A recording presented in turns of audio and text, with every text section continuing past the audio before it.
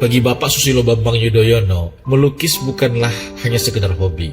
Di mata kami kader Demokrat, melukis bagi Pak SBY adalah kerja serius. Bahkan ia seperti anak muda yang berambisi mencari bentuk dalam kanvasnya. Ada yang menyebut beliau seorang realis impresionis, tapi yang ia ucapkan pada kami adalah ia tak akan berhenti bereksperimen, seolah ia ingin mengatakan hidup adalah eksplorasi yang tak boleh selesai, bahkan ketika ia meninggalkan panggung politik. Kita ingat Pak SBY memimpin negeri ini di masa yang tidak sederhana. Krisis ekonomi global, konflik di banyak daerah, bencana tsunami, terorisme. Pak SBY menghadapi itu dengan gaya yang sering ditafsir berbeda. Sebagian menyebutnya lamban, peragu, sebagian menyebutnya hati-hati. Ia percaya bahwa kekuasaan bukanlah pentas untuk akrobat, melainkan ruang untuk menimbang dan mendengar.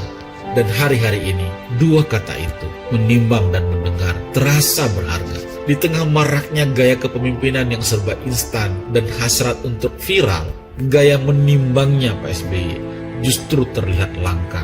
Ia tak hanya sabar, tetapi juga reflektif. Hampir setiap persoalan besar ia uraikan dengan argumen konseptual. Pak SBY jarang bicara spontan tanpa kerangka. Mungkin buat sebagian orang terdengar membosankan, tapi justru itu mengingatkan kita pada Winston Churchill, Perdana Menteri Inggris yang melegenda. Ketika rakyat Inggris sedang gelisah di masa perang, Churchill tidak pidato dengan jargon dan pekik retorik, tetapi dia datang dengan penjelasan yang tenang, runtut dan logis. Dan dari sanalah kepercayaan mendapatkan akar yang kuat. Mungkin itu sebabnya Pak SBY menamai partainya Partai Demokrat. Kini Partai Demokrat telah berusia 24 tahun. Partai ini mengalami pasang surut.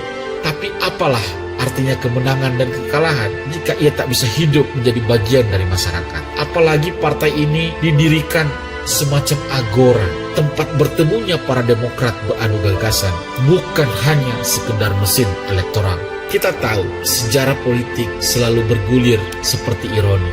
Demokrasi Athena pernah runtuh karena digilas oligarki. Tetapi gagasan bahwa warga harus punya suara tak pernah mati. Begitu juga bagi Partai Demokrat. Ia mungkin akan diuji oleh pasang surut kekuasaan. Tetapi jangan jatuh menjadi mesin pemburu kekuasaan. Sebab hanya partai yang berani menanam ide yang akan menjadi institusi peradaban. Dan peradaban seperti juga lukisan.